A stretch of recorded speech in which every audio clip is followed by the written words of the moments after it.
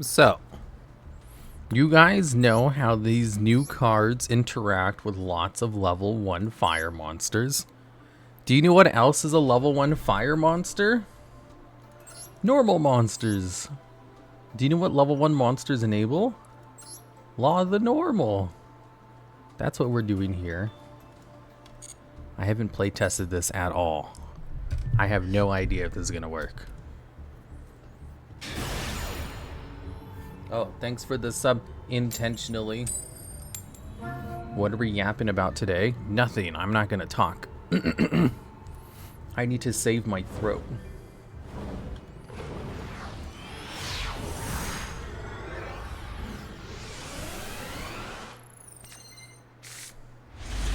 What if I put on one of my videos so it sounds like I'm yapping away?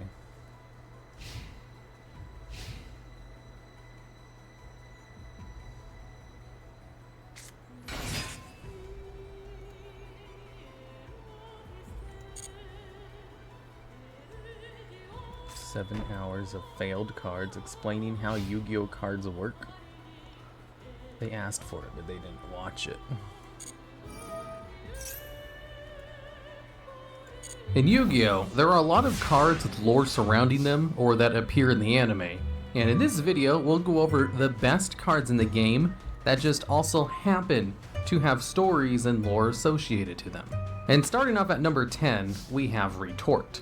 This is a counter trap card that occasionally sees play in the side deck of meta decks because it's an excellent counter to mirror matches, as it allows you to negate the effect. Thanks for the sub, Zephyr. Also, let's see, we have combo, but I don't have the card for it. Oh, who were the top 5? Naren, Dax, Jupiter, Spider, Loser, Luis, and Antonio. Are you winning, Mr. Logs? No. Ash Blossom?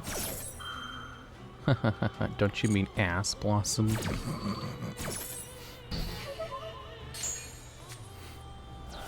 Okay. I got nothing. And destroy a spell or trap card that you have in your graveyard, and then add a copy of that card back to your hand after you negate your opponent's. So, it's a negate that allows you to go +1, but it's also incredibly situational, and why it's only at the number 10 spot on this list. Now, Retort is surprisingly the end of the storyline about a king who went on a tirade. The story is told through a whole bunch of cards, but the gist of it is, the king started to oppress people, went on a tirade and just kind of threw a fit, abusing his subjects and soldiers, and then the oppressed people eventually started a huge revolution, which failed due to double agents in the crowd. But the soldiers revolted as well, and then he was eventually demoted by the king from Imperial Order, which I guess was a higher level king than him or something. And then after he was deposed, he walks the street, having stuff thrown at him by his previous subjects, which is where the artwork of Retort comes in. And at number 9, we have Where Art Thou?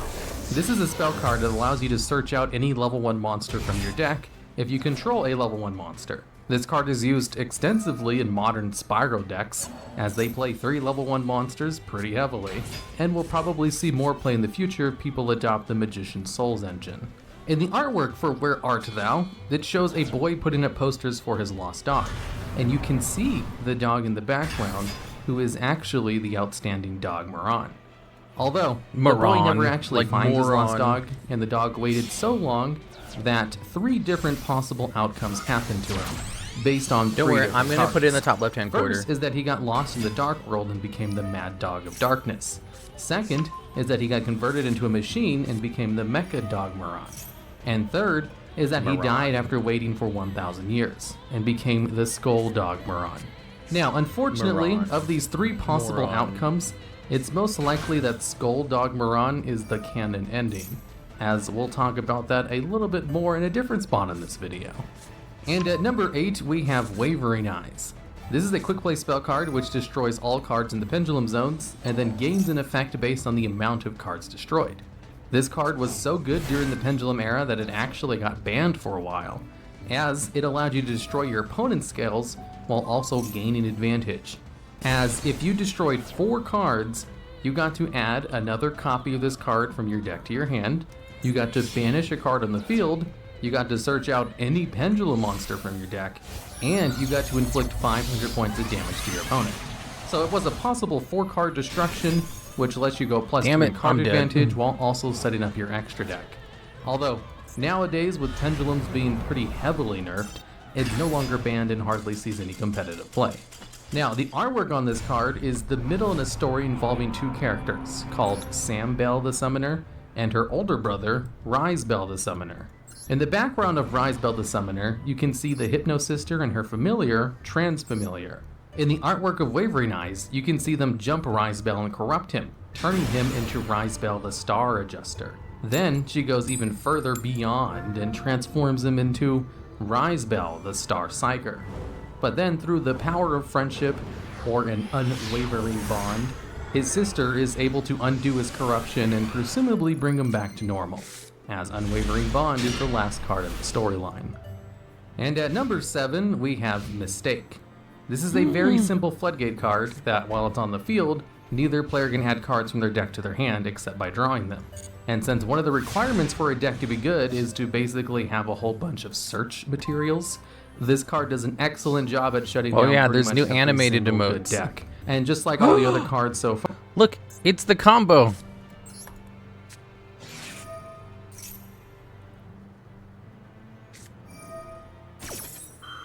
Threatening Roar.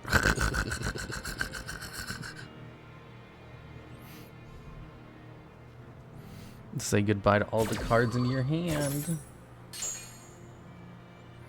Select a card to discard. Okay.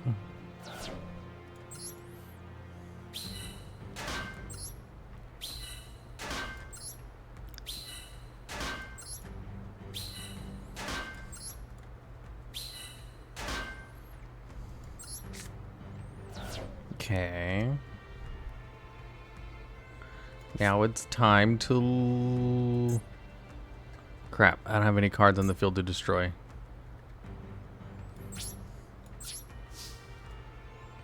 I need at least 1 card to destroy for this to work. Oh well, back to the video. Aw, you stupid bitch!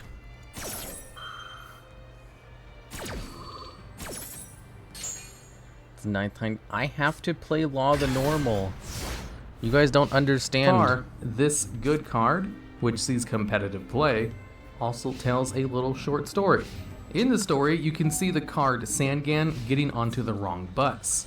He was trying to take a tour bus to the underworld, which he had taken in the past, as you can see him in one of the windows of the bus, and instead accidentally took a ride to the Forbidden Realms.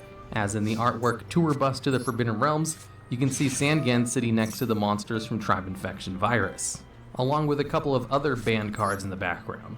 Or all these cards were banned when this card came out anyway, as the Forbidden Realms is an obvious play on words for the Forbidden List, cards that are banned from the current format and not allowed to be played in your deck.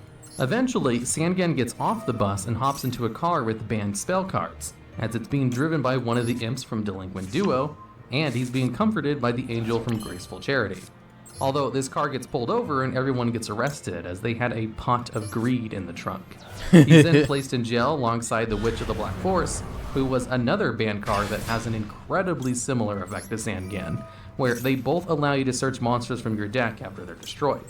Eventually though, Sangan and Witch of the Black Forest had their effects changed, and then they were released from the ban list, although there isn't a card showing this.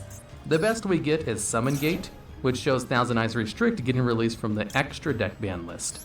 So we can just assume Sangan and Witch of the Black Forest eventually got out, in the same way that Thousand Eyes Restrict did. And at number 6, we have There Can Be Only One. This is a continuous trap card which locks both players from having more than 2 types of monsters on the field. Holy crap. So if you're playing against a deck that has nothing but zombies or machine types, for example, they're only allowed to play one Didn't monster. Pachi deserve it? And Pachi was kind of a dick. And it's a really good Floodgate card against a lot of decks, since lots of decks play cards of the exact same type. And in fact, it's one of the more trying not to heavily talk? played Yeah. Floodgates in the game currently. And this card also continues. The reason I have this on is so I can save my voice.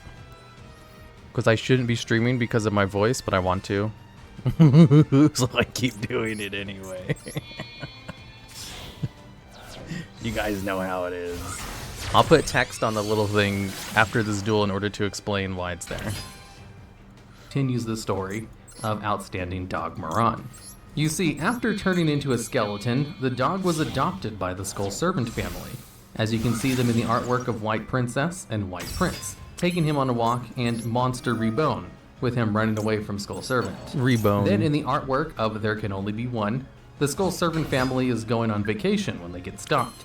And then in the artwork of Quarantine, you can see that the dog has been quarantined off. And that's about it.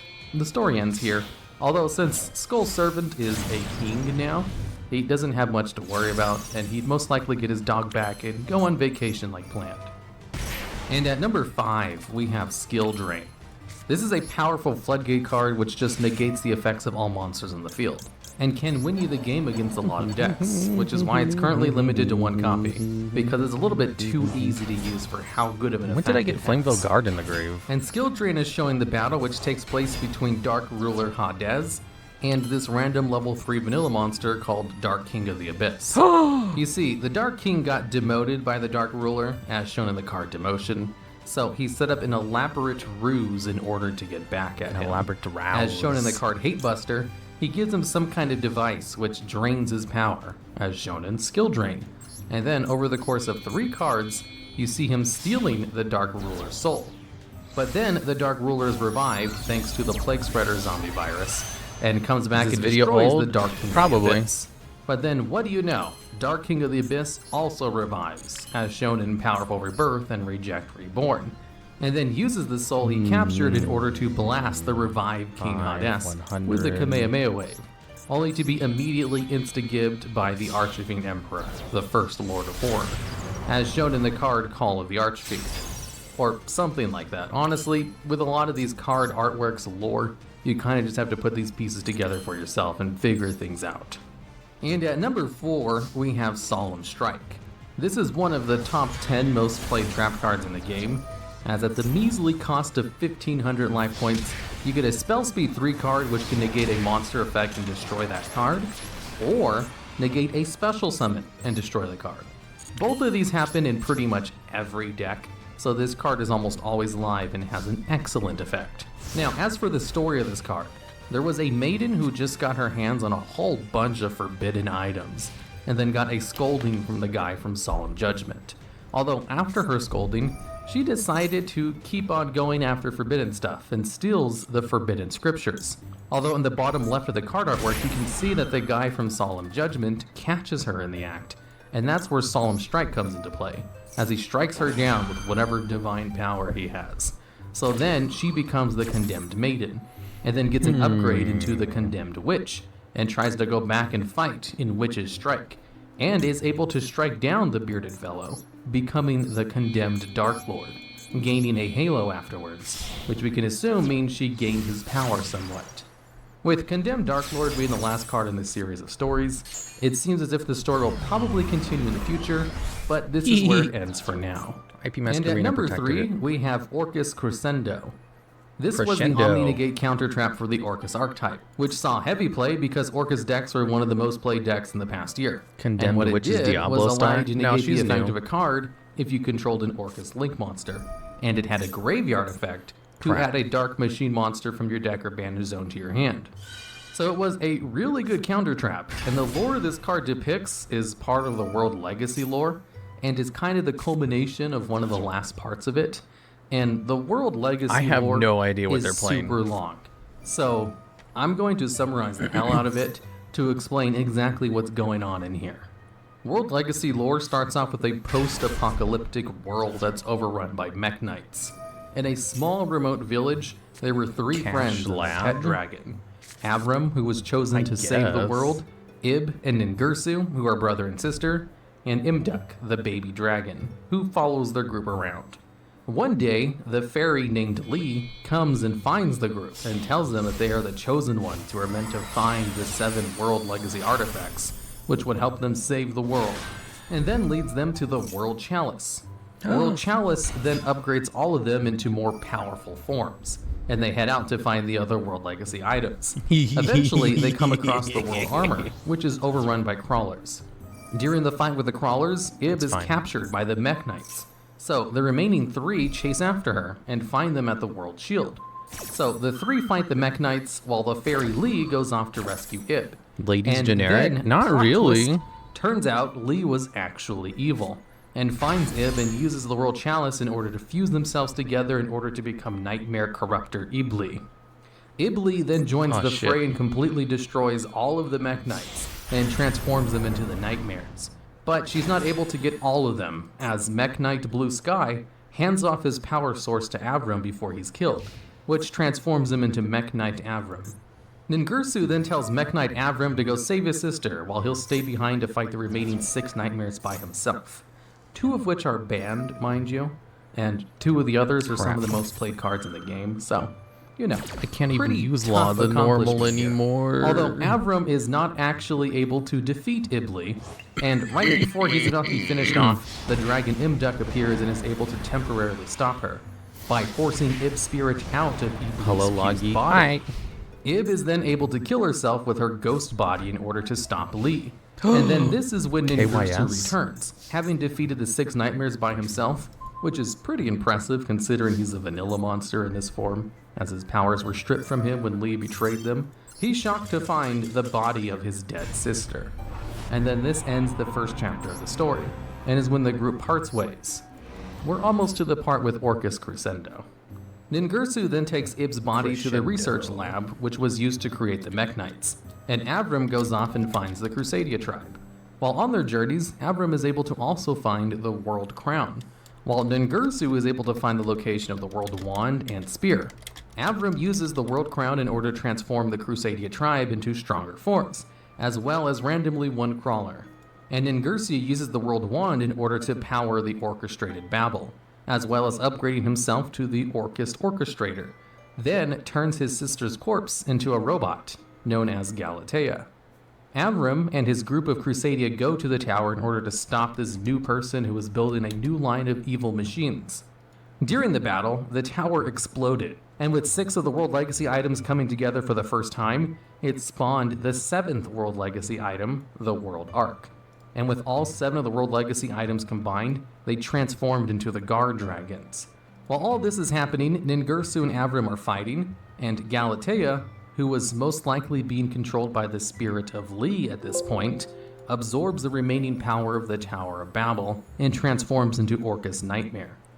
As the Orcus Nightmare, she joined the battle and kills Imduk, who dies trying to protect Avram. Then she goes out and absorbs the power of 3 of the Guard Dragons and transforms into Nightmare Incarnation Ibli.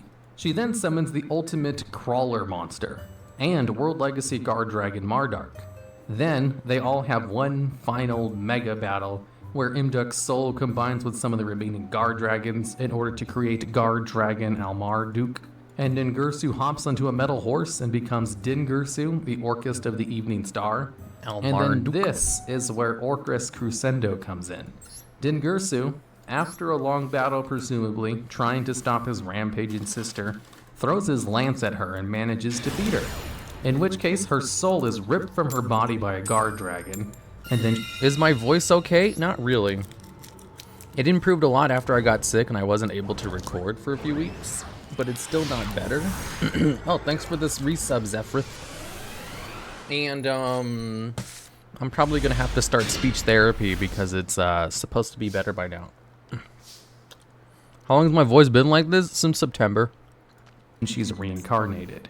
But that's not the end of the World Chalice story, as after all of this is done and settled, a gigantic Death Star machine comes to the planet from space.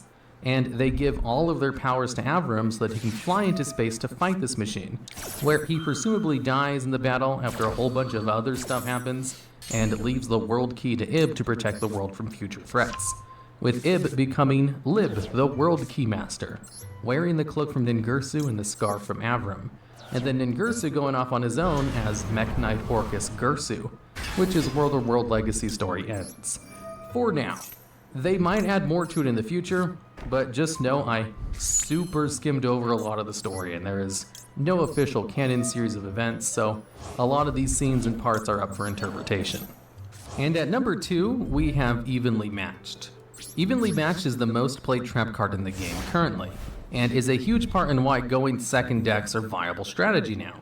In a game where going first usually gave the best advantage, as this card allows you to activate it from your hand at the end of the battle phase, if you control no cards. And Yeah, has 6 the Samurai. effect where your opponent must banish their own cards face down so that they control the same number of cards as you.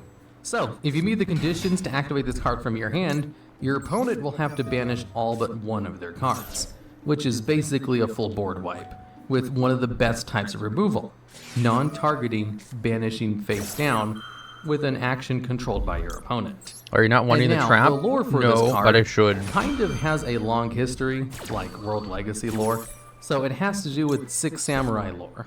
Although luckily in the 6 Samurai lore universe, they have a time skip, so I'll just start there. The story starts off in the card Standoff, where it has Shadow of the 6 Samurai Shien challenging the Great Shogun Shien to a battle, as Shadow of the 6 Samurai is the only Take my 6 prime. Samurai in the game Thank you, who Ader is Tayson. both a 6 Samurai and a Shien card. And it's heavily implied that he used to be the body double for the Great Shogun, and is probably challenging him for the Shogun's power. Although in the corner, there is Hand of the 6 Samurai, waiting to attack the Great Shogun as well. And in the card face-off, you can see that the Great Shogun notices her and stops her before she gets a chance to backstab him. And then in the card Evenly Matched, you see them actually fighting one another. And since both cards have the exact same attack power at 2500, they're evenly matched.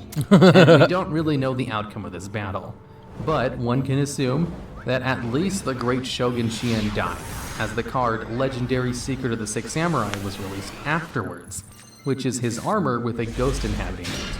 And we don't really have any confirmation on Shadow of the 6 Samurai, who could have died as well. Numeron or Force? maybe I won have in the no battle, idea what you're who talking knows?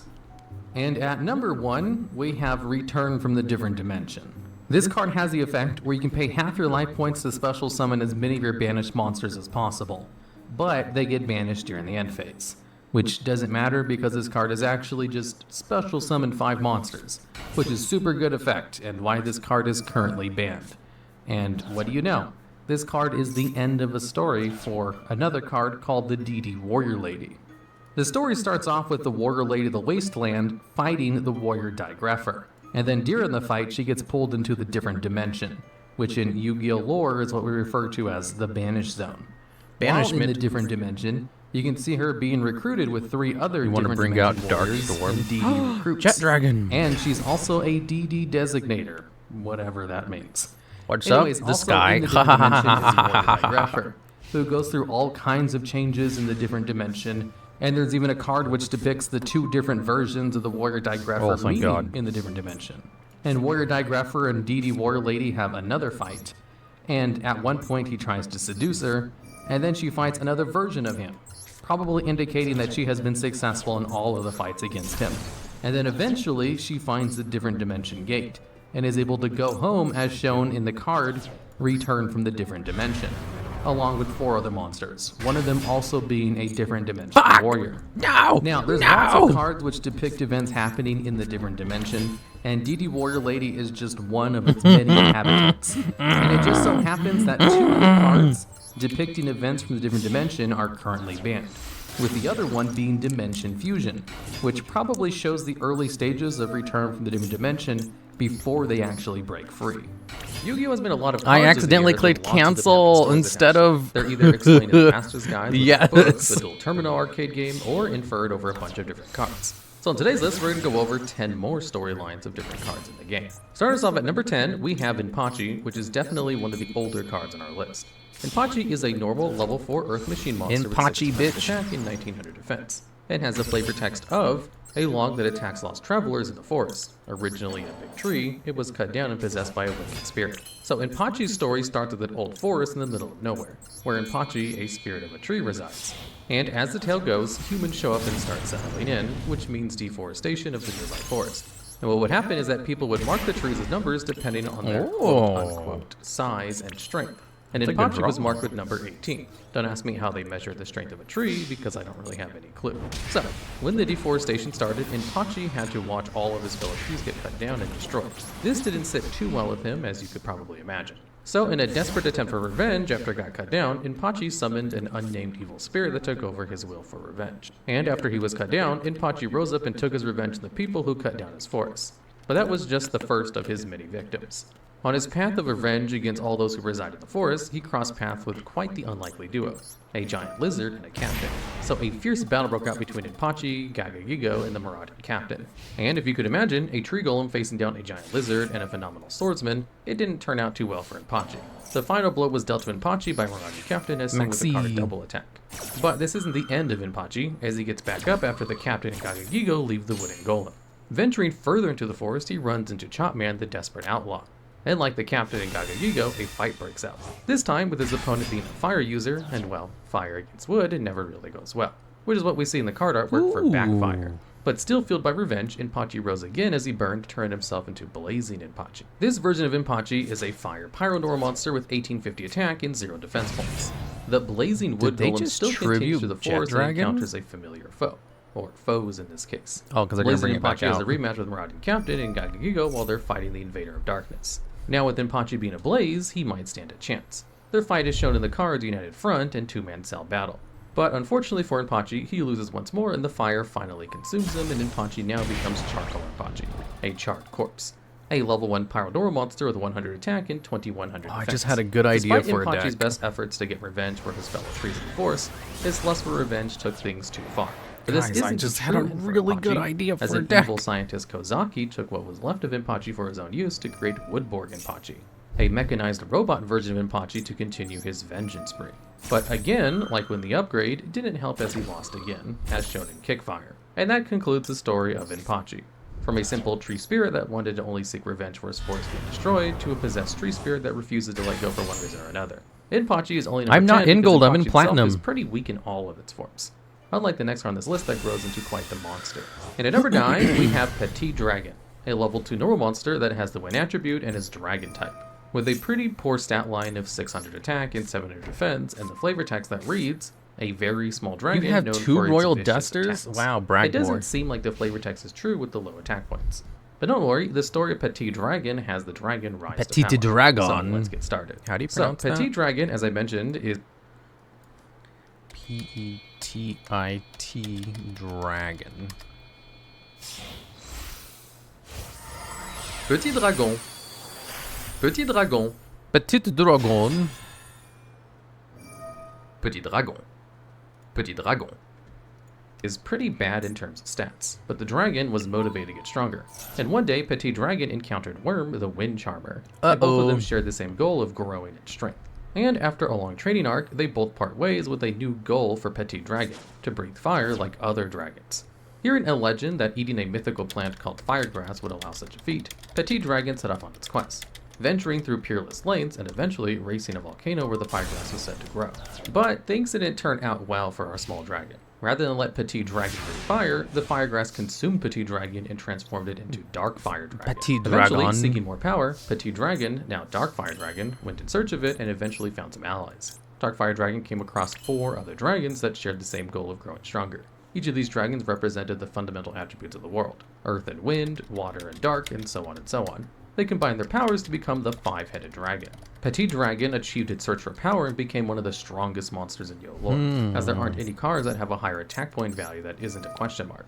But with all that power, the 5-headed dragon couldn't rest, as there was one last foe in the way: the Dragon Master Knight. There was a massive clash between the two big monsters. Eventually, 5-headed dragon was defeated by the Dragon Master Knight. And in its loss, the dragon separated, and the Dragon Master Knight sealed the dragons into different items. A Petit Dragon was sealed into a blade, which became Salamandra. Nobody could tame the power of the sealed dragon of the blade until the Flame Swordsman came across the blade. The Swordsman claimed the Darkfire Dragon, and now they are an unstoppable force. Or at least the theories online like to tell. Most of the theories don't account for Petit Dragon's appearance in the Law of the Normal cards, or mention Ranru or Awaken of the Possessed, Rasaran, 2 evolved forms that came out with the new Charmer support. Also, in case you're wondering why it battles the Dragon Master Knight as the 5-headed dragon, since there's no card artwork that actually shows this, well, that's just an anime reference.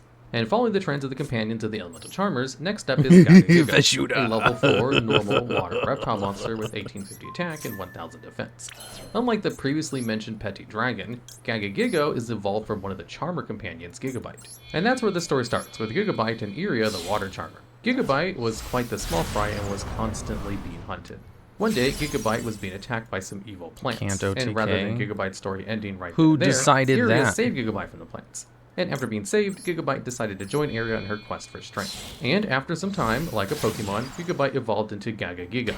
And after its evolution, Gigabyte and Iria parted ways, and that's where the story of Gagagigo truly begins. Gagagigo went on a quest to get stronger. After some time traveling and training, Gagagigo runs into Goblin Attack Force. And for some reason, the Goblin Attack Force chooses the worst place to fight on, that being an icy lake. And Gagagigo, being quite the skilled skater, makes quick work of it. In a forest, Gagagigo comes across a military camp, and Captain is cooking up quite the meal.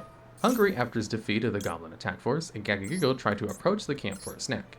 And after stealing some, freed the brave wanderer who was really looking forward to the stew, took on the thief in a fight. The fight got so intense that a portal to a different dimension opened up. Although there is official reason as to why the dimensional prison opened, but my theory is that it was an attempt at an assassination of Freed by the Invader of Darkness, as there was a big rivalry between the two, which we'll get into in a second. Gagagigo found himself wandering a graveyard in this different dimension, but eventually Gagagigo ran into the person who sent him there, the Invader of Darkness. And impressed with the strength of Gagagigo, he became a general in Invader of Darkness's army. In their conquest, Gagagigo got betrayed and ended up teaming back up with the Marauding Captain against both Blazing Apache and Invader of Darkness. In the fight, Gagagigo would take on a blast from the Marauding Captain, Absolute End, allowing the Captain to defeat the Invader of Darkness, or at least for the moment. In the aftermath, like what happened with Impachi, Kozaki took what remained of Gagagigo. Kozaki turned Gagagigo into an evil, cybernetically enhanced creature named Gagagigo. After Now his they can't transformation, use he it got sent anymore. as far away from Kozaki's land as possible, through both a compulsory evacuation device and a monster gate. And when he got to his new area, he went and started picking some fights. The first fight he picked was the infamously deadly snake, a venom cobra.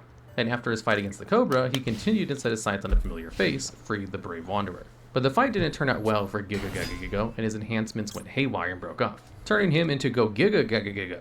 In this new, equally crazed form, he continued his revenge spree once more. He then set his eyes on Freed, the matchless general, once more, but was stopped by his old companion, Marauding Captain. Appealing to the being he once called friend, Marauding Captain brought Gagagigo back to his senses, which purified his soul into Gagagigo the Risen, a vanilla rank 4 Xyz monster with the same stat line, but the story doesn't end there. After they part ways, Gagagigo is confronted by another Xyz monster, Swordbreaker. And in this confrontation, using Xyz's coat, Swordbreaker stole all of the Xyz materials of Gagagigo the Risen as seen in Overlay Capture. And unfortunately, this is where we see the end of Gagagigo for now. Next up is the most simple of cards on our list, Skull Servant. A level 1 normal zombie monster with 300 attack and 200 defense with a flavor text, a skeletal ghost that isn't strong but can make trouble in large numbers. And prior to 2014, Skull Servant was essentially alone. But when Master Rule 3 came out, not only did his story get fleshed out more, but he became part of a big family, which led to the White Archetype's creation. Our story starts as a fight between rulers of what essentially is the underworld of Yugioh.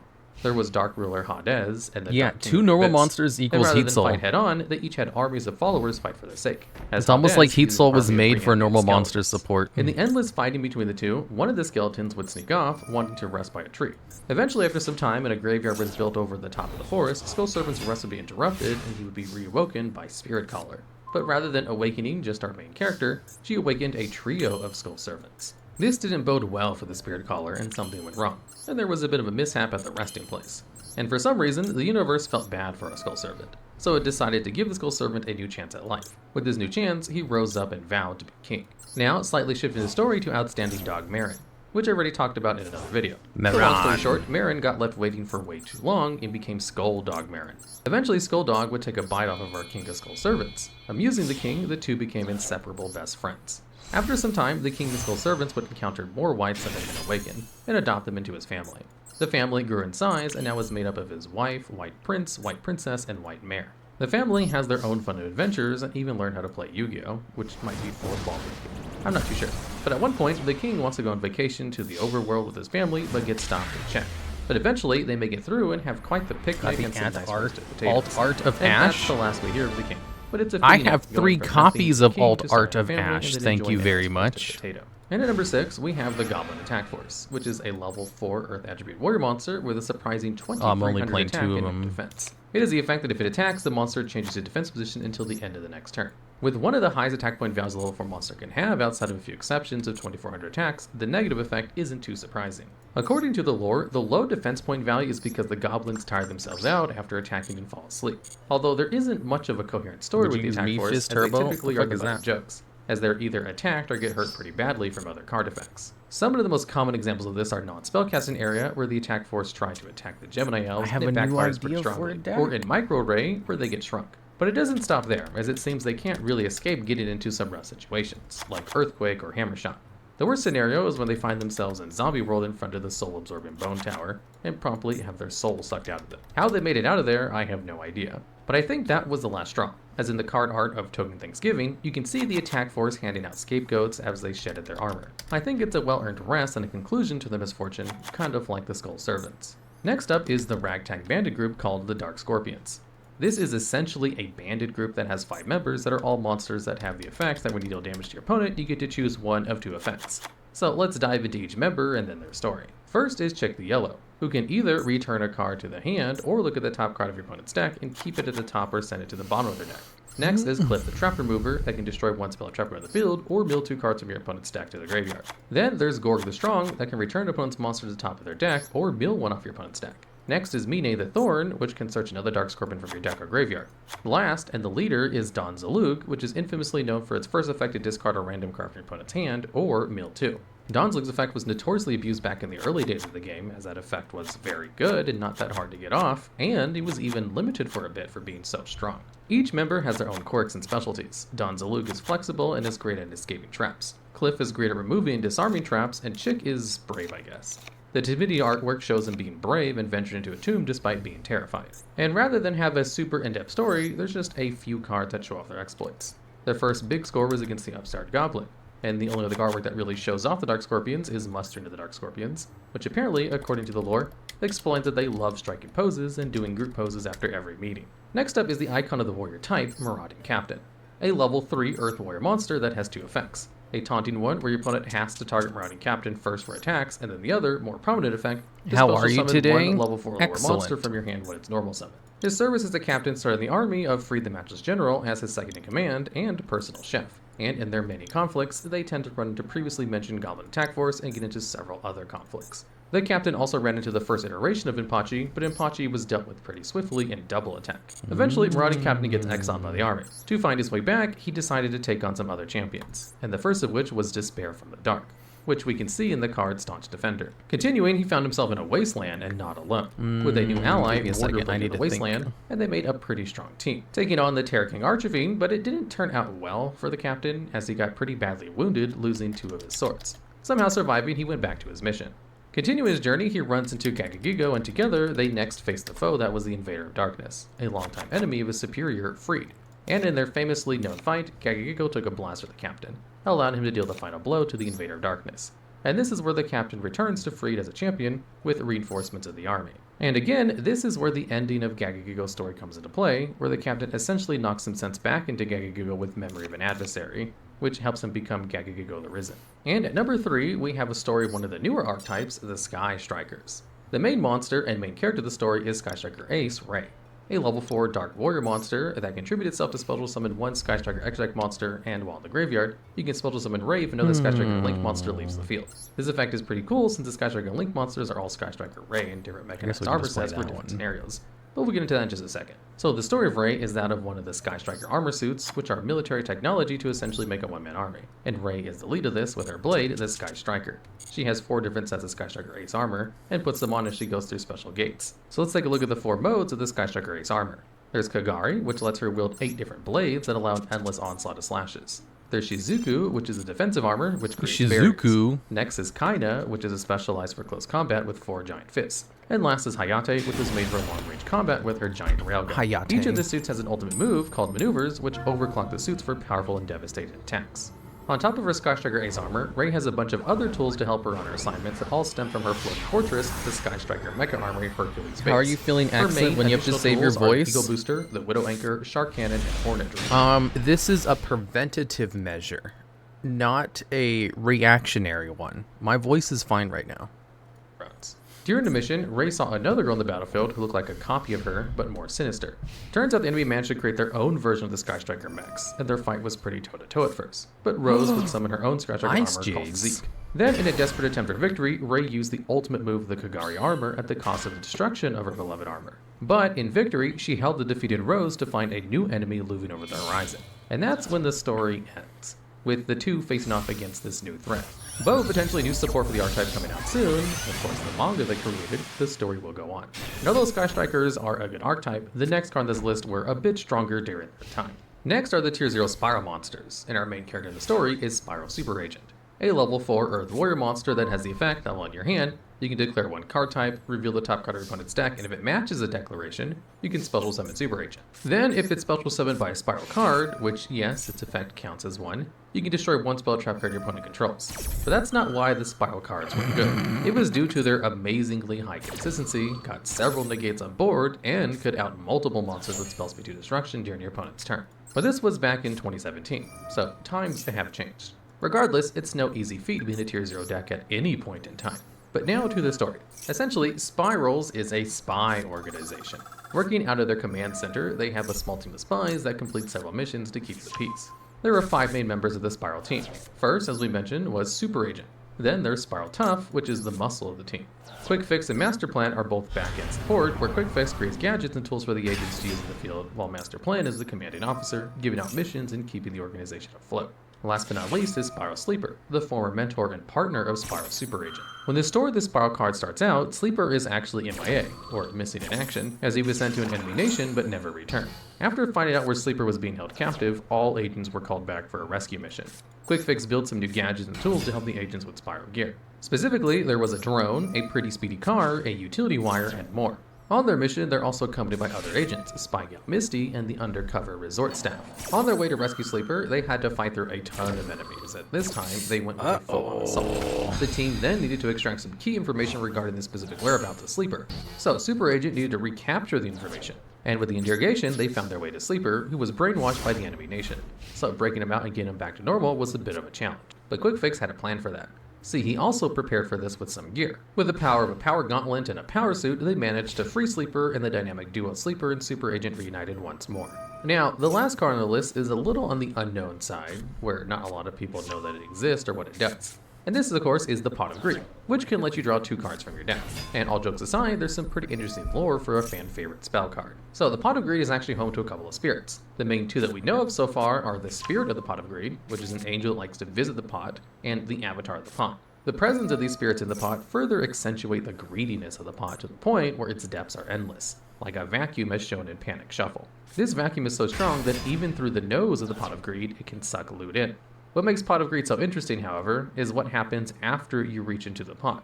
According to the Lore Master Guide 2, the pot explodes once you retrieve something from inside of it, and the explosion can actually kill you by shock. This made Pot of Greed in the lore world of Yu-Gi-Oh! A banned object, which you can see in Mistaken Arrest, alongside other well-known banned cards like Graceful Charity or Sandgan.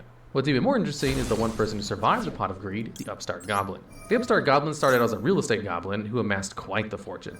Eventually, there was a big market crash, which didn't turn out well for him, as he lost everything. But once he was down, he got kicked again as the Black Scorpion Gang robbed him what little he had left. Having nothing, he had to beg on the streets for anything. But learning from his past mistakes, and with a spark of inspiration from the Dark Scorpions who robbed him, he stole both a Jar of Greed from a supply cart walking by, and the Pot of Greed. He then tried to sell the stolen goods, but this didn't go too well as he got fined, as the handles of both the pot and jar fell off, as you can see in the artwork of fine. The Upstart Goblin didn't have enough money and got sent to prison. Once released, he gave up his dreams and had a fresh start working as a mass production factory for Boki Bokis. But there wasn't just one Pot of Greed, as the Upstart Goblin found another in the factory. Unlike before, he's sold it to a pot merchant. I'm not and 32 although it's not stated, yet. this gets him to quit his job at the factory and is now a housekeeper. In his housekeeping duties, he has to do some gardening. And while cutting the grass, he runs into a sinister serpent, and he somehow managed to capture the serpent in a pot of greed. Looking to sell both the pot once more and the sinister serpent inside, the serpent had a bit of revenge and attacked him at the market. And in the attack, the pot of greed broke into 2 pieces, one of which became the shard of greed, and the other became Jackpot 7. And unfortunately, that's all we know right now for the story of the Pot of Greed. Although I'm kind of glad there isn't more story, as that means there will be more cards like the Pot of Greed. Regardless, it's nice that Konami gave a bit of lore to one of the most iconic cards in the game. On today's episode of the Unknown Side of Yu-Gi-Oh!, we're going to be changing things up a bit and talk about the lore of one of the most popular archetypes currently in Yu-Gi-Oh!, Fallen of Albaz. Now, this monster's lore stretches across 8 different archetypes along its story.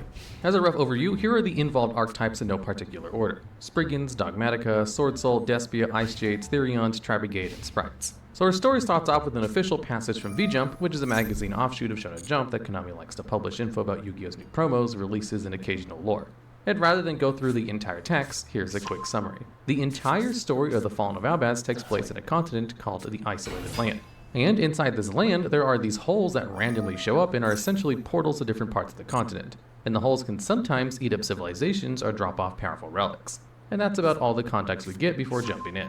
And before we go into the full story, we're going to go over some of the characters of the groups that inhabit the Isolated Land so our story makes some form of sense. First is the Dogmatica. Essentially, they are a nation built on the Dogmatica religion and their holy weapons. At the head of the religion is Dogmatica Maximus. He's the head priest and grants his followers a stigmatica through the holy relic that is Dogmatica Nexus. The stigmaticas are marks that give supernatural powers to whoever has one. There's also Dogmatica Fleur-de-Lis, the Knighted, and her underling Dogmatica Ecclesia, the Virtuous. Fleur-de-Lis is the head knight of the Dogmatica army and their strongest warrior, loyal to Maximus. Ecclesia is, as previously mentioned, considered the Child of Miracles, as she has a stigmatica on her forehead, which is the best place to have one. In terms of in-game, the Dogmatica monsters are light spellcaster monsters that are an anti-extra deck archetype. The level 4 monsters of the archetype, Dogmatica Aiden, the Enlightened, Dogmatica Ecclesia, the Virtuous, and Dogmatica Theo, the Iron Punch, can all special summon themselves if there's an extra deck monster in the field, and can't be destroyed by battle by an extra deck monster. The stronger monsters of the archetype include the previously mentioned Maximus, Nexus, and Fleur-de-Lis, which all have unique effects. Fleur-de-Lis lets other Dogmatica monsters gain attack points when they battle, and can negate an effect when you summon while you control another Dogmatica monster. Maximus can special summon itself by banishing an extra deck monster from your graveyard, and can foolishly burial other extra deck monsters. Dogmatica Nexus, which is arguably the most offensive of the Dogmatica cards, can destroy all of your opponent's special summoned monsters at the start of the damage step if it's battling a special summoned monster. Next are the tribes of the Beastmen, which are humanoids with animalistic features. There are tribes of Beasts, Beast Warriors, and Winged Beasts, and there is a constant conflict between the tribes for resources, which leads to quite the nasty cycle of vengeance. And in an interesting turn of events, the main 3 tribes each exile a member for one reason or another. Rugal is exiled for being a Kingslayer. Frigid was exiled for being a thieving cat. But in the Japanese translations, she was summon a monster with more than which is a lot 2,000 intense. attack already. And last was Shiraig, who was exiled for being wingless. They each cross paths during their exiles, and believe it or not, they team up to form the Tri-Brigade. As an archetype, the Tri-Brigade monsters are a combination of Beast, Beast Warrior, and Winged Beast monsters that focus on link summoning through their banishing. There are a lot of Tri-Brigade cards, but we're going to be focusing on the lore relevant ones. Starting with Kit, who's a level 2 Beast monster that has the archetypal effect to banish a number of Beast, Beast Warrior, and Winged Beast monsters from your graveyard to special summon a Beast, Beast Warrior, or Winged Beast link monster from your extra deck, whose link rating is equal to the amount of monsters banished. Then, if Kit is sent to the graveyard, you can send another Tri-Brigade monster from your deck to the graveyard. Next is Tri-Brigade Bearbrum, the Rampant Rampager. That's a link 2 monster that has 2 effects. First is to discard 2 cards and special summon a banished level 4 or lower Beast, Beast Warrior, or Winged Beast monster. And the second is that as Bearbrum hits the graveyard, you can add a Tri-Brigade Spell Trap card from your deck to your hand, move a card from your hand to the bottom of your deck. Last but not least is the main boss monster of the Tri-Brigades, Shiraig. This link 4 can banish a card in the field when a Beast, Beast Warrior, or Winged Beast monster is special summoned, and when it's sent to the graveyard, you can add a Beast, Beast Warrior, Winged Beast monster from your deck to your hand. Pretty simple but effective. Now, outside of the Dogmatica, there are a bunch of others that inhabit the Isolated Land. Notably, there are the Therions, the Sword Souls, and the Ice Jades. The Therions aren't technically native to the lands, but had shown up on their spaceship and crashed when they were teleported to a volcano via a hole. This area that they settle in is called the Land of Iron and Steel, marked by a great tower over a volcano, which is actually their spaceship. The spaceship is still, albeit barely, functional as it's being powered by the magma from the volcano where they landed. And the AI of the spaceship developed quite a fiery personality that also loves combat, which will come back and make sense later. So, our story starts in the northern part of the Isolated Land in the nation of Dogmatica, but not with the people of Dogmatica. Rather, with the Tri-Brigade, a group of 3 exiled members of the Beastmen tribes who are on a mission to free some captured tribe members that have been taken hostage. And the mission doesn't go too well planned, and stealth no longer becomes an option. So a big fight breaks out between Dogmatica and the Tri-Brigade. As the fighting occurs, a hole appears in the sky and a dragon falls through the hole, and the Titanic-clad the Ash Dragon joins the battle. As menacing as Titanic-clad is, the dragon was quickly disposed of by none other than the best fighter Dogmatica's Fleur-de-Lis. After Titanic-clad's defeat, its body dissipates and fades away, revealing a young boy in our main character, the Fallen of Albaz. Ecclesia then goes down to finish the job, but rather than end him, Ecclesia realizes the boy is just lost, afraid, and has no memory of what happened. So she disobeys her orders and helps him. After her defiance, the Tri-Brigade arrive on the scene. On one side, there's the Tri-Brigade who sympathize and want to help the boy. while the Dogmatica on the other side who wished to destroy kidding the me? heretic. In the middle is Ecclesia who wants to find a middle ground, but this was to no avail, and Dogmatica Ashian tortures her and then exiles her. Ecclesia passes out from the damage, and in anger, the Fallen of Albaz transforms into Vendread the Glory Dragon, and alongside the Tri-Brigade, they manage to escape the Dogmatica Nation. After escaping Dogmatica territory, the group makes it to Tri-Brigade's base of operations. Here, Shiraig, the leader of the Tri-Brigade, explains that they will be hunted by the Dogmatica Nation, and they should seek help from the Spriggans who live in the Great Sandsea Desert, specifically from Frigid's younger sister, Kit. Before Ecclesia and Fallen of Albaz set off, Shiraig makes them honorary members of the Tri-Brigade, giving the boy a pet mechanized bird, Mercurier, one of the many small birds seen in Shiraig's artwork. As the two travel the desert, they become really close friends. The Spriggans notice the two new faces in their territory and assume that they're enemies. The two are captured and brought to the Spriggans' base of operations. But suddenly, Kit recognizes Mercurier and everything is cleared up. Turns out the Spriggans are gifted mechanical pirates. In game, they're an archetype of fire machine monsters that revolve around cheating out their Xyz boss monsters, Spriggan ship Exablore, and using the Spriggans as materials that are easy to recycle back to Exablore. Most of the Spriggan monsters have the archetypal effect to attach themselves to a Spriggan's Xyz monster as a material from either their hand, field, or graveyard. Lore-wise, the crew's main members are Spriggan's Rocky, which can recur as Spriggan's field spell or any Spriggan's monster on summon. There's Spriggan's Pedor, who contributes itself to special summon another Spriggan's monster from your graveyard.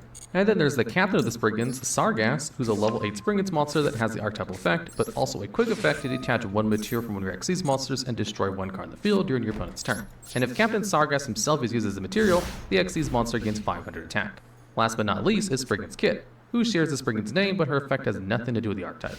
Rather, she special summons herself from the hand if you control a fusion monster that mentions Fallen of Albaz, and when she's special summoned, you can add a branded spell or trap to your hand.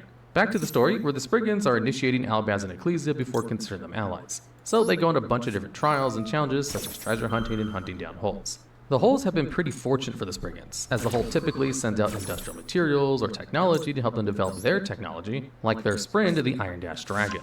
After the trials, the group finds quite the hidden treasure, so they throw a big party and Ecclesia finds the skull of a desert serpent and takes quite a liking to it. All while this is happening, things are stirring up in the Dogmatica. Flirtalus, alongside Aiden and Theo, all escape the Dogmatica to search for Ecclesia as they sense the corruption from within the nation. And they left at the perfect time, as Maximus first anoints a new saint in Dogmatica Genesis. With a new saint, Maximus's plan is finally ready. He raises his hands to the sky and starts an accursed ancient ritual, and he draws a corrupted power from a hole that spans over the whole of Dogmatica. With his ritual, all the citizens of Dogmatica have their stigmaticas opened and corrupted them, turning them into Despians.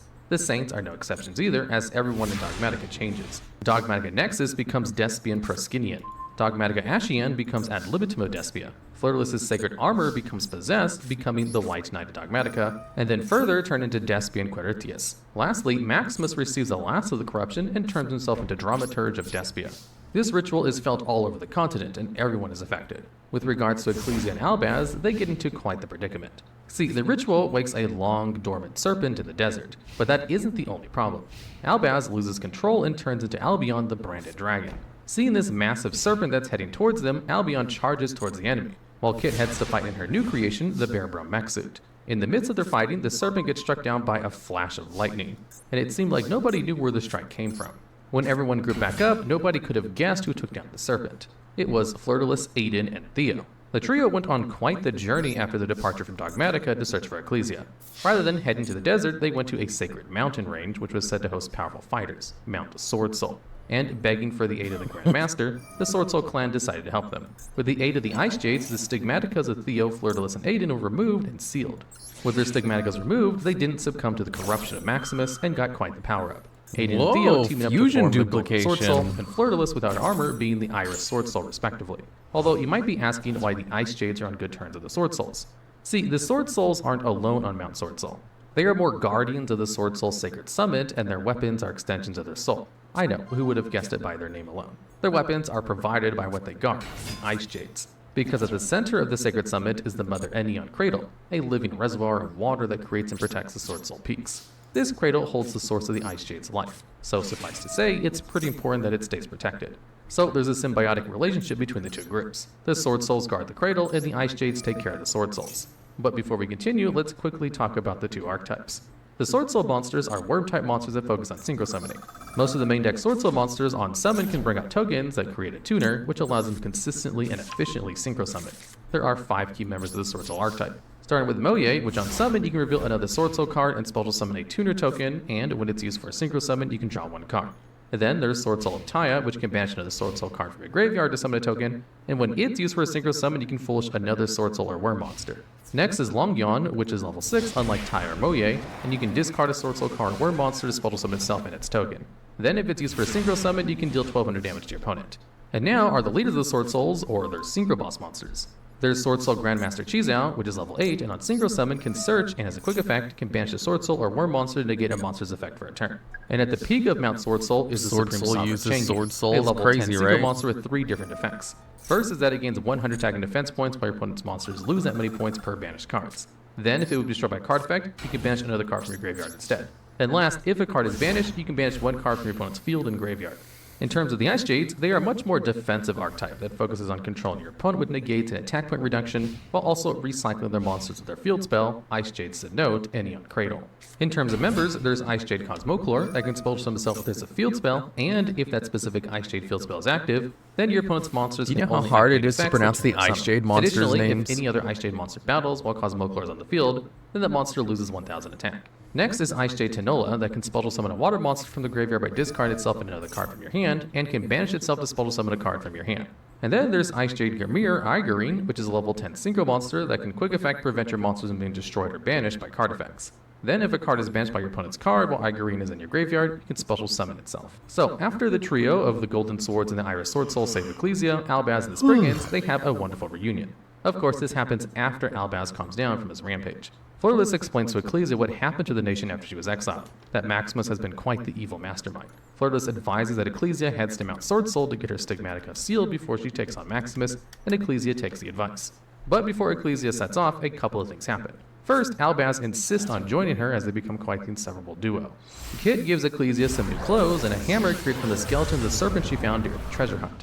Right before they head out, Albaz gains a new form for the travels, Albion, and then the two set off. And now the duo travels to Mount Sword Soul. Some other events happen back with Maximus, or as he's known now, the Dramaturge of Despia. The once city of Pureness, Dogmatica, has gone under new management, with a giant theater in place of the nation's main palace.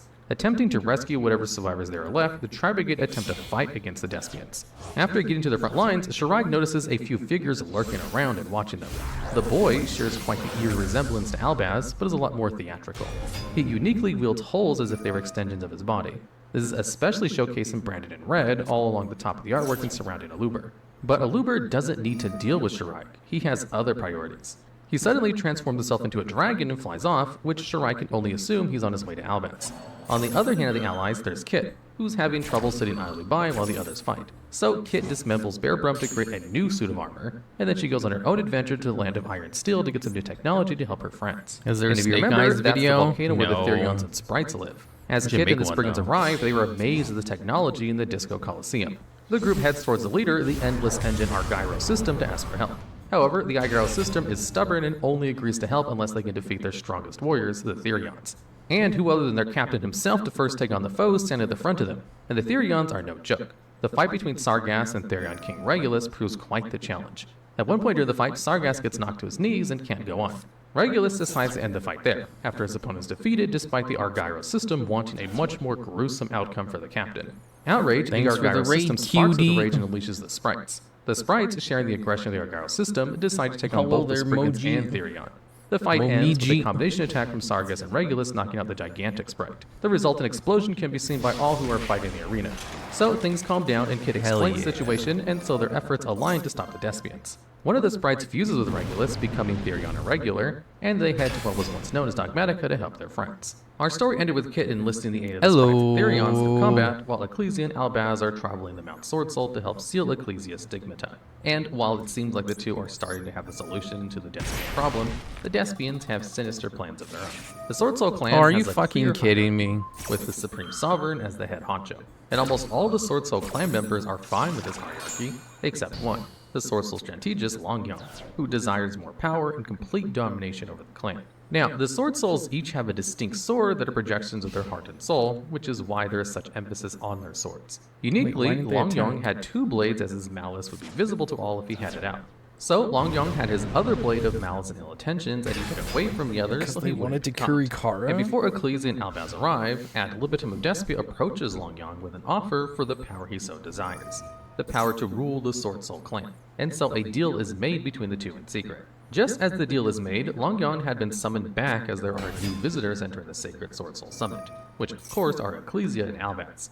Now, sitting in front of an audience with the sovereign himself, Chengying, they were judged before Sword Soul Auspice Chongjun to see if their hearts were pure. After finding out they were both innocent and good-hearted, they were guided to the Ice Jade Synodanian Cradle to meet Ice Jade Cosmokar. After talking with both Chengying and Cosmokar, they agreed to help as much as they can. And so the three move into the Endian Cradle to suppress both Albaz and Ecclesia's stigmatas. Damn, we both bricked for While a the group are in long-ass the cradle, time. Mount Sword Soul had some unwanted visitors. After alerting the whereabouts of the Sacred Mountain, the Despians will launch an attack. Yugioh enters the Ice Jade Cradle with both his blades, the one filled with his determination and the other filled with hatred and spite. And now, with the power of the Despians, he transforms into his true form, Sword Soul Sinister Sovereign Quizing Yugioh. With his new form, he launches an attack towards Cosmokar, but is interrupted by Chengying and the two duel, until Ice Jade's Cosmokar aids Yugioh and creates Kingfisher to help. As the battle rages between the two, a new foe enters the battle. Aluber joins the arena, and he shows everybody why he's a threat. He restrains Albaz using his power over the holes and steals some of his powers, and with it, Aluber transforms into Lobelia. Now with Albaz's power, Aluber attacks Cosmokar and I'll be right back. and deals a massive blow to both. This deck needs some As work. a last resort, they both channel the last of their energies and souls. So I'm gonna go back to this law, the normal one. The iconic Mirror Jade, the Iceblade Dragon. To take a small break to talk about the cards in the game itself, let's talk about Mirror Jade, who's a... Hello. I'll be right back. I'm TheDuelLogs, and I'm here to tell you that have you ever wanted to spend a whole bunch of money on a spider plush? Oh my god, look at this. It's only $50. That's amazing. That's like the price of 2 different plushies. They're expensive. It's really good though. Look at this. I showed it to my cat and he doesn't like it very much. But I assure you it is a plush, all right. They're only available for a limited time, only until like the next couple of days, and then they'll go on sale later on. But this is for pre-orders. Pre-order one now. Hello, I'm TheDuelLogs, and I'm here to tell you that have you ever wanted to spend a whole bunch of money on a spider plush? Oh my god, look at this. It's only $50. That's amazing. That's like the price of 2 different plushies. They're expensive. It's really good though. Look at this. I showed it to my cat and he doesn't like it very much. But I assure you it is a plush, all right. They're only available for a limited time, only until like the next couple of days, and then they'll go on sale later on. But this is for pre-orders. Pre-order one now. Hello, I'm TheDuelLogs, and I'm here to tell you that have you ever wanted to spend a whole bunch of money on a spider plush? Oh my god, look at this. It's only $50. That's amazing. That's like the price of 2 different plushies. They're expensive. It's really good though. Look at this. I showed it to my cat and he doesn't like it very much. But I assure you it is a plush, all right. They're only available for a limited time, only until like the next couple of days, and then they'll go on sale later on. But this is for pre-orders. Pre-order one now.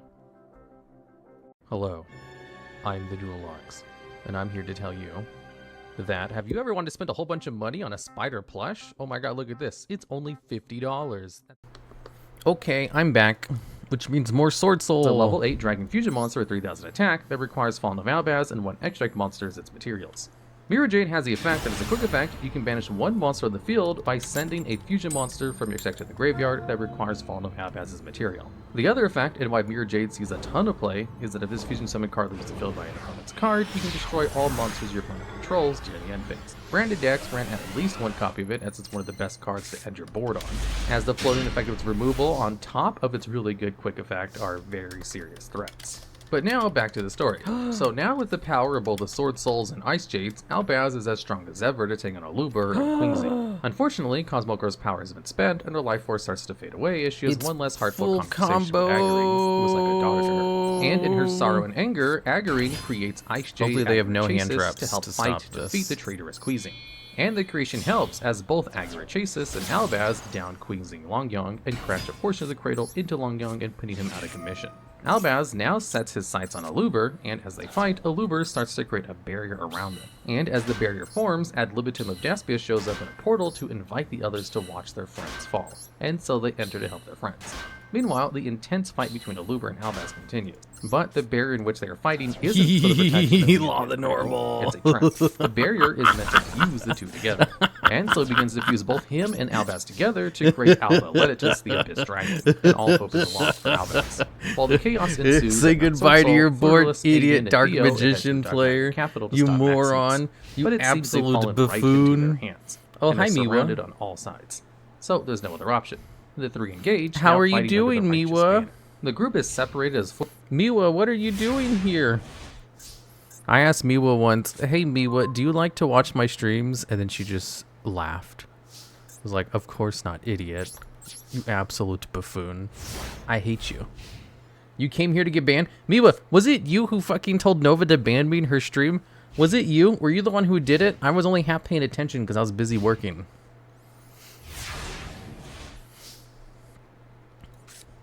Miwa, was that you?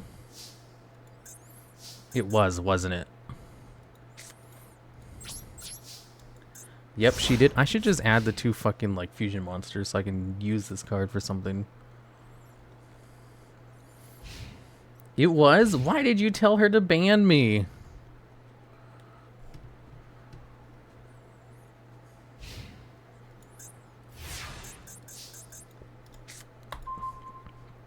There we go. Now I can do something.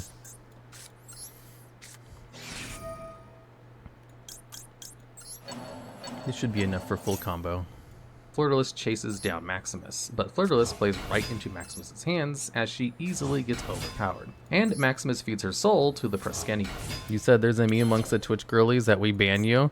No, there isn't. You guys have never banned me before.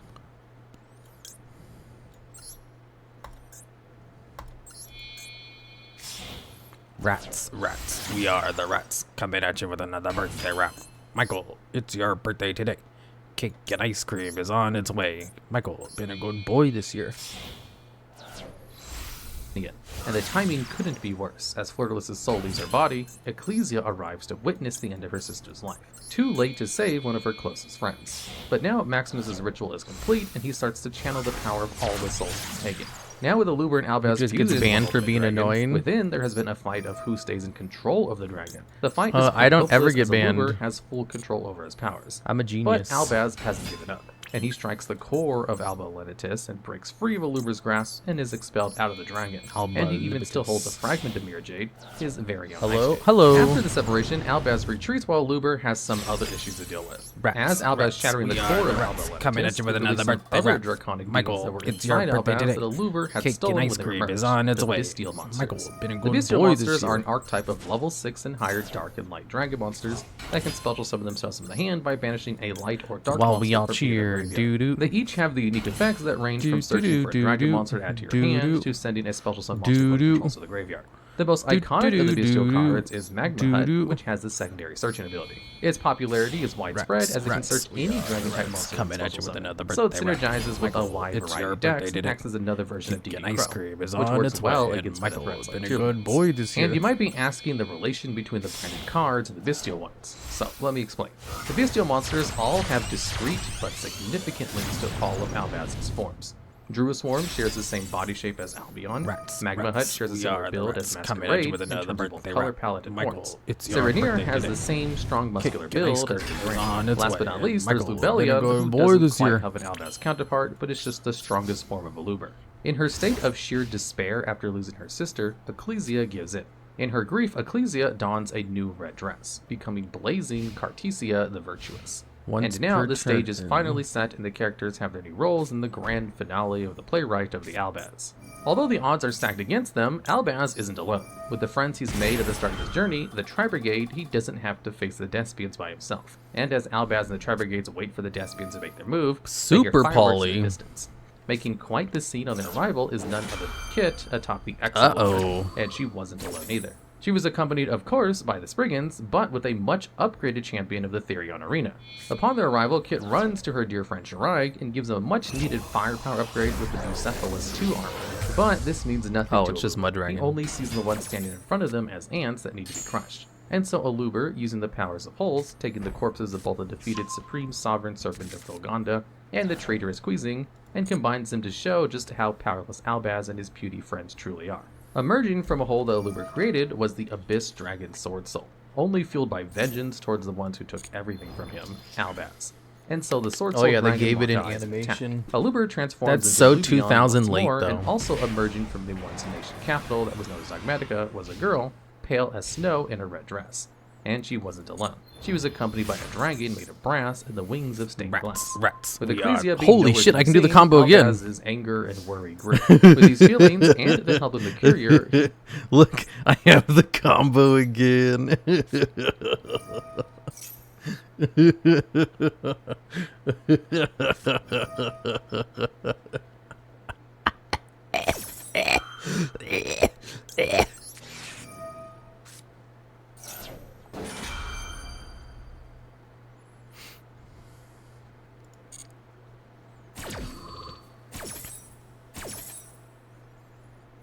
Is an animation only deck actually playable now? I don't think so. Select a card to send to the graveyard. Start summoning tokens. They went for a search? Coward.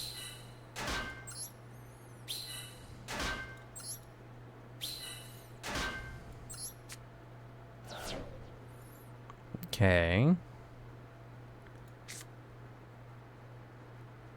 Wait, how come I can't? Oh, is it because I have no other cards in my hand? Crap. Fuck. I didn't know that was a requirement too.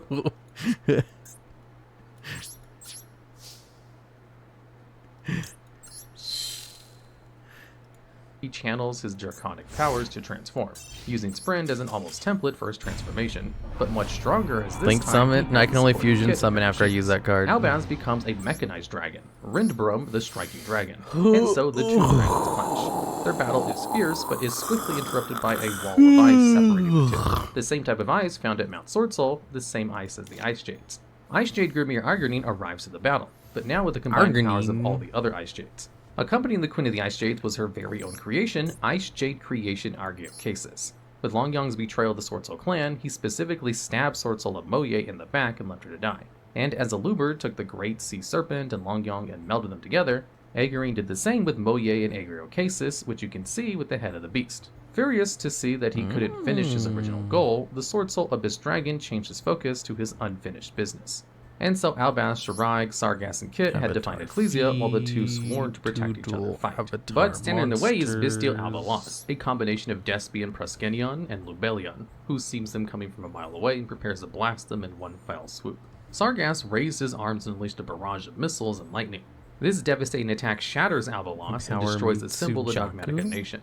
As Aluber falls, he heads right into the main hall of the Theater of the Branded. Albaz tries to chase Aluber as he falls, firing Rimbrum's many weapons, trying to hit him as he descends, but his blasts miss their mark. And once he gets a clear shot, the blast is interrupted.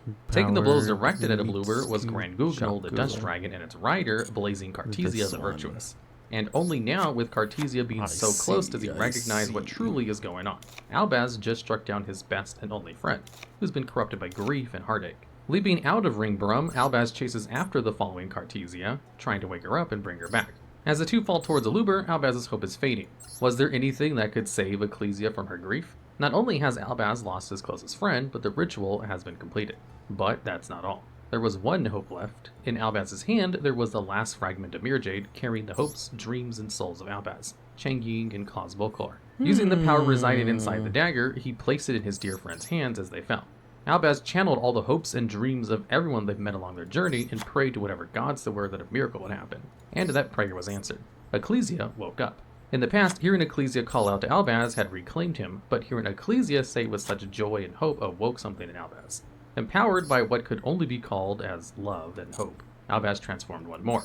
Soaring to new heights and ready to fight off the Dogmatica and Despian threats, Albion, the incandescent dragon, enters the fray.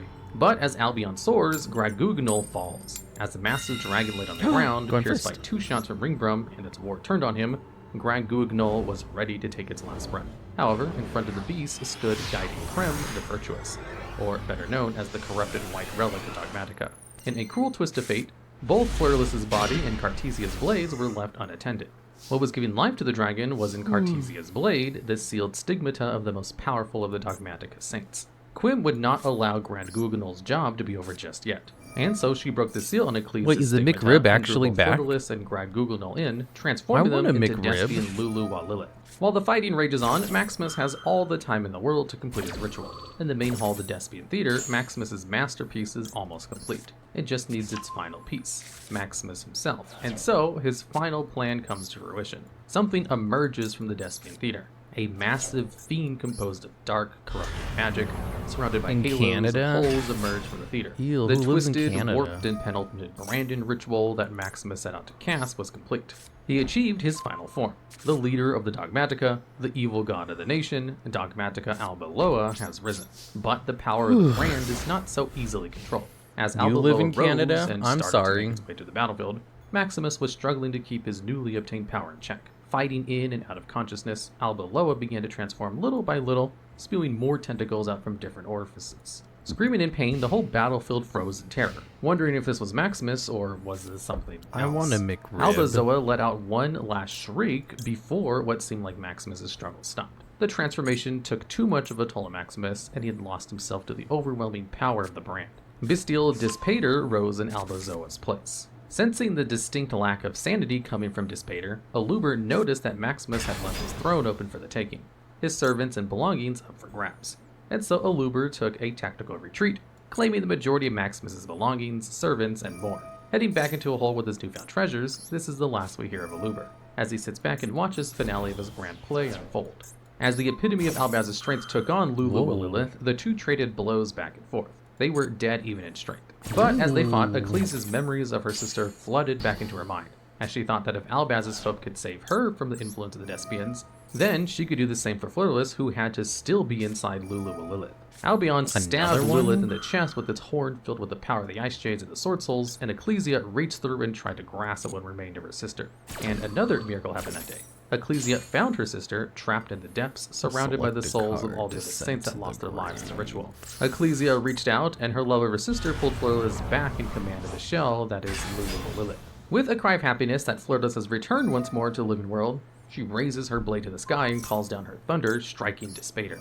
Seeing this powerful strike, Shiraig, who had been fending off the Despian armor with the rest of the Tri-Brigade, understands this is the climax of the fight. Thus, he overclocked his Bucephalus 2 armor and fired at Dispater. And last but not least, Albion channeled all of the power he had left in one final golden blast towards the fiend. And they did it. The alliance against the Despians. The blast struck down the beast and eviscerated it out of existence. After the dust settled, the fight was truly over.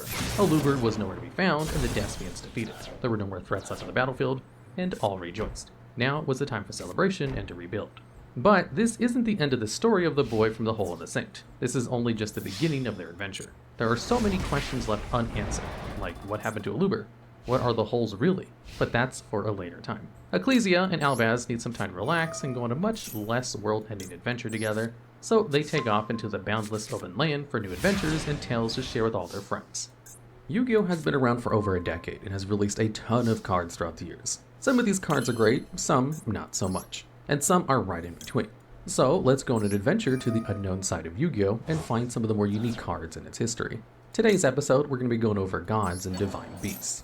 And starting off today's episode is the Darklord monsters. Although the greater archetype story has been covered before in another episode of the series, it's worth noting the inspirations for each of the members, as almost all of the Darklord monsters are based off of Judeo-Christian theology. All of the Darklord monsters are dark fairy-type monsters which coincide with the themes of the fallen angels. And although several of the members in the archetype have made appearances in the shows with duelists like Serenity Wheeler, Rebecca Hawkins, and Fonda Fontaine, the full archetype had one true owner, Midori Hibiki, who was only seen in the Yu-Gi-Oh! GX manga. The archetype focuses on first sending the Darklord monsters to the graveyard, and then special summoning them once more. Wait, from the effect grave, is still which negated? Also works well with the themes of the deck. But now onto the members of the archetype, starting with Darklord Amdusk, which is a level 6 monster with 1800 attack and 2800 defense. Amdusk can discard itself and a Darklord to add back a Darklord monster to your hand, as well as pay 1000 life points to use the Darklord spell it from your graveyard, then shuffle it back into the deck. Amdusk is based off of Amdusius, which is a commander of the legions of the demons who is typically depicted as a human with claws, the head of a unicorn, and a trumpet to symbolize his command over the legions. Next is Darklord Asmodeus, a more well-known member of the archetype, as Asmodeus was one of the original Darklord monsters. Asmodeus has to be normal summoned, as well as once per turn you can send a fairy-type monster from your deck to the graveyard. Asmodeus' goal is to be destroyed, as once he is, he can summon 2 tokens. One can't be destroyed by battle, and the other can't be destroyed by card effects. His inspiration shares the same name as the monster card, and even a similar effect. Asmodeus is the king of both daemons and demons, which is translated through the 2 tokens that he summons. Darklord Desire is one of the higher level Darklord monsters, sitting at level 10. This 3000 attack monster can also be tribute summoned by using 1 fairy monster, which is rather unique as a summoning condition for older Yugioh. Additionally, once per turn, you can allow Desire to lose 1000 attack to send 1 target monster opponent controls to the graveyard. Desires is based off Mammon or Greed. Darklord Mari is one of the more iconic cards of the archetype, as it was known as Mari the Fallen One before it was eroded, so it would fit into the archetype. Due to this, it's actually the only non-fairy monster in the archetype. For some reason, Konami wanted to keep the original name of Mari. Mari is a reference to the Virgin Mary. Although the naming isn't the same, the other translations for the card match up with the biblical name of Maria. Surprisingly, Lucifer the Fallen Angel has 2 references within the Darklord archetype. There's the more obvious Darklord Morningstar, which is the boss monster of the archetype, as well as Darklord Nurse Raffikiel. Although Darklord Morningstar is the more direct reference, Raffikiel was the original. She came out a whole year before the very first member of the archetype, Darklord Zerata, would be released. To further this, Raffikiel is a romanization of the name Lucifer written backwards. Although Raffikiel's effect isn't entirely unique, as it shares the same effect as Bad Reaction to Samochi, it's still one of the few cards that changes a critical aspect of the game. Is it Samochi or Samachi? That being causing any life point gain to do damage instead.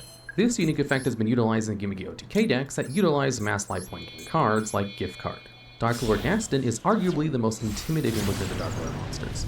Although his beast-like appearance isn't indicative of what biblical figure he's meant to represent, his wings are the giveaway. See, Nastin is based off of Mastema, which was the angel of disaster, the father of evil who became corrupted and convinced God to condemn all demons.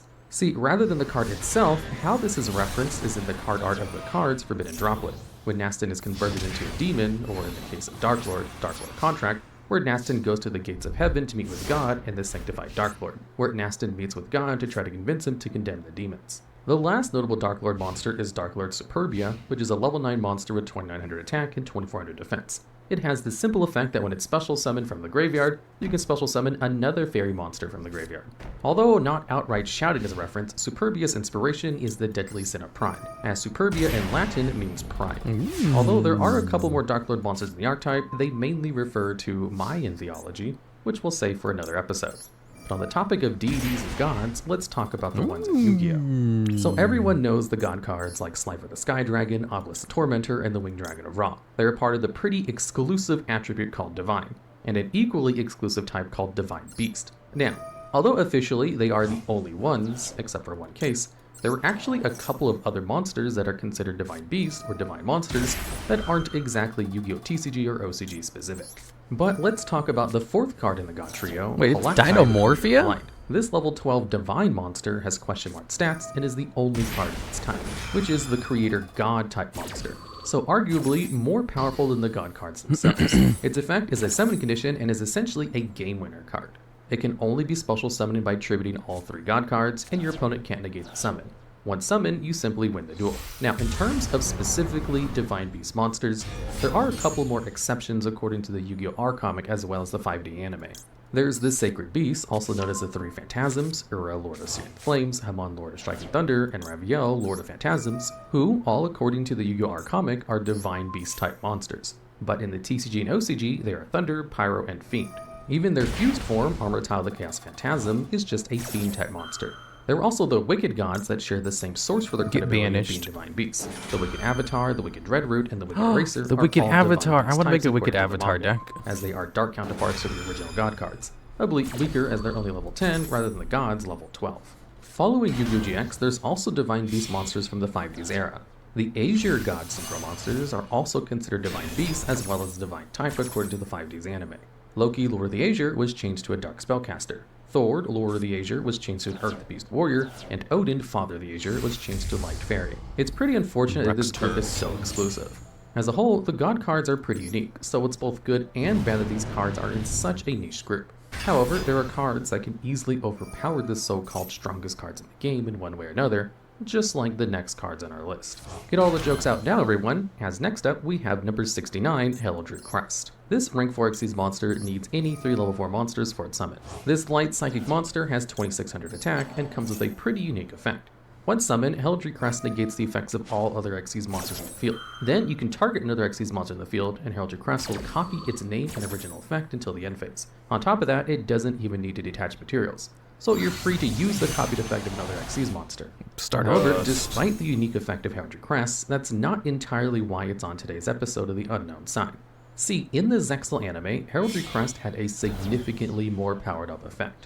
In the anime, Vetrix wielded the Heraldry Crest. Long story short, Vetrix was the secondary big bad of the World Duel Carnival arc, and him alongside his 3 sons, Trey, Quattro, and Quinto, targeted Yuma to capture Utopia. And yes, you heard me right, Vetrix has 3 sons.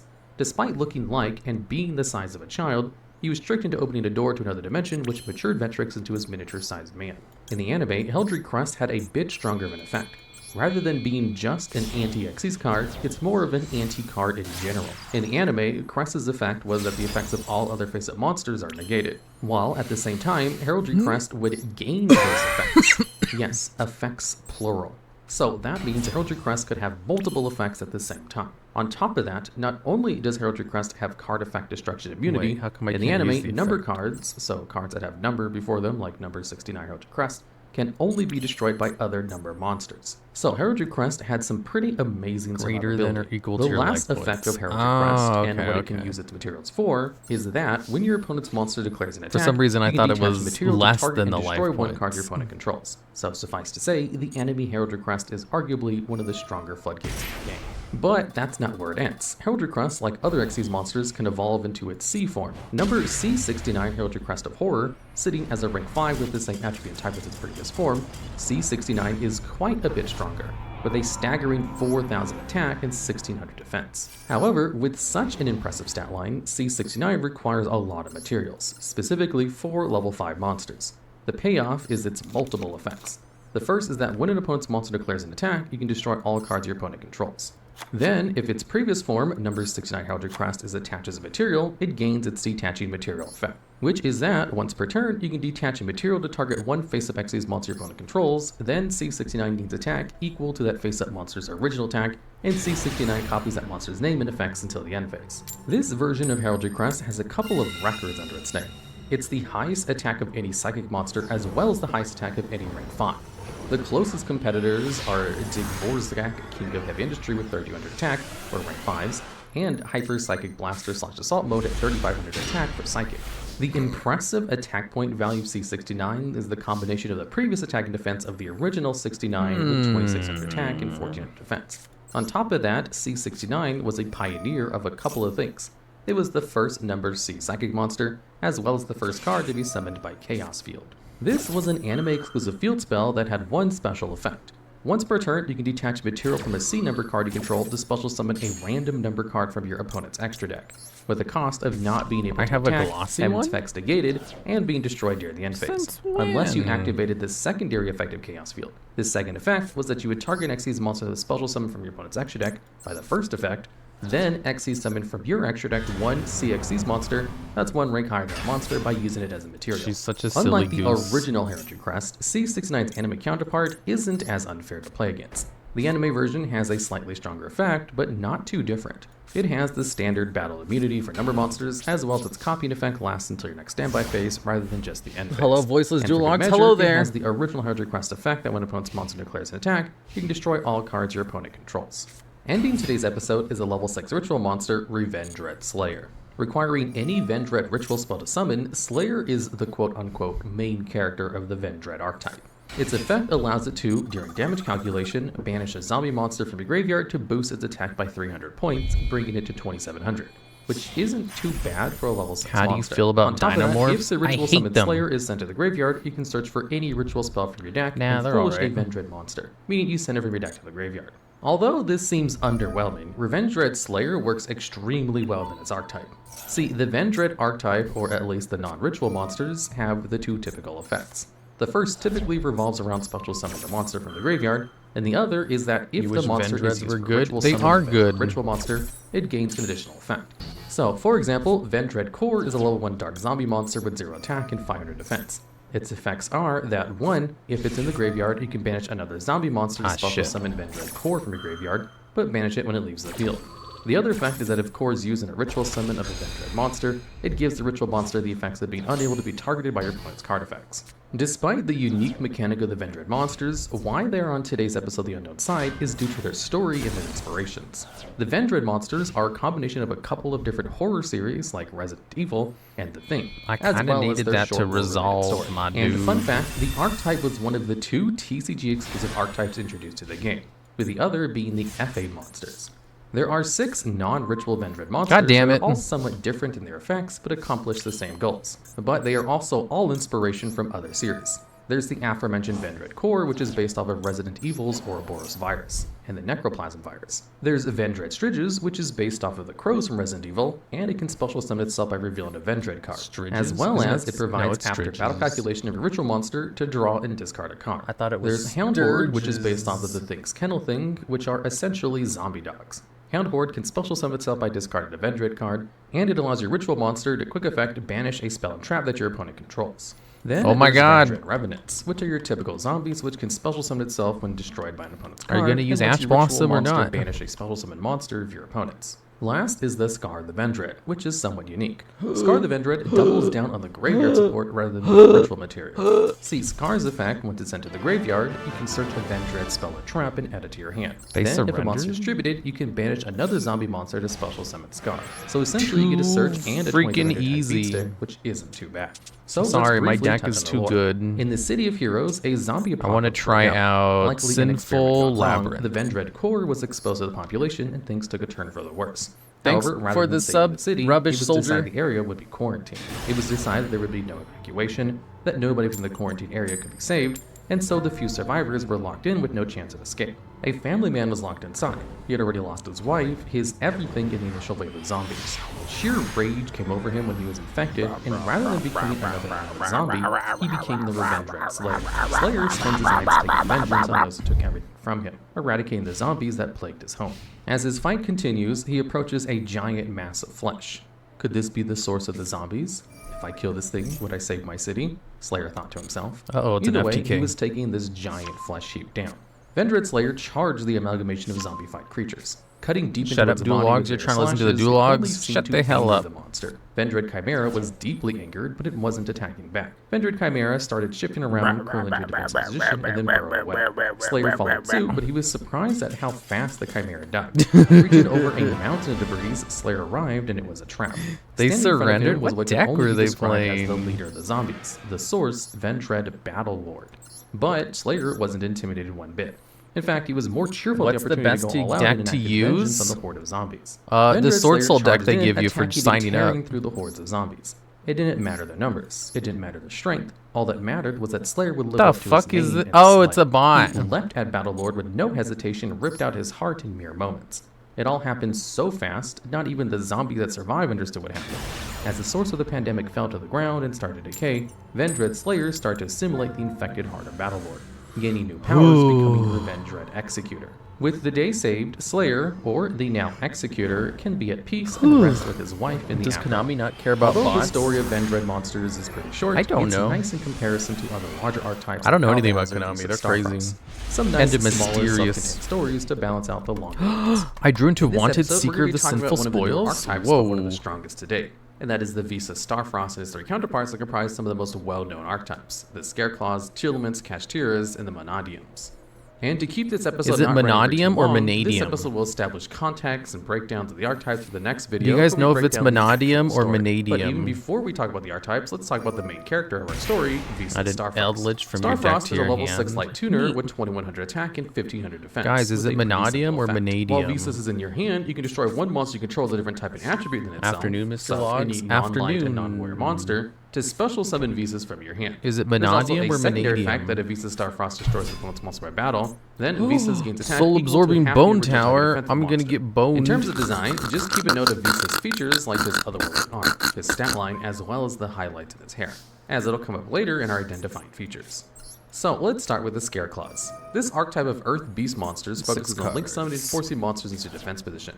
The archetype is divided into two groups, the main deck monsters, which are more support focused, and the link monsters.